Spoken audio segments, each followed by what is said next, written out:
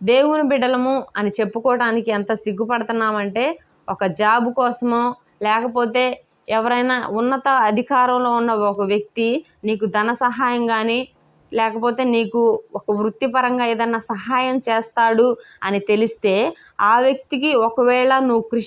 Christian అని తెలిస్తే అతడు ఇయ్యడేమో అని చెప్పి నువ్వు ఒక జాబ్ కోసమో, లేకపోతే డబ్బు కోసమో, పదవి కోసమో నేను క్రిస్టియన్ని, నేను క్రీస్తుని నమ్ముకున్న బిడ్డను అని చెప్పుకోవడానికి చాలామంది సిగ్గుపడుతున్నారు.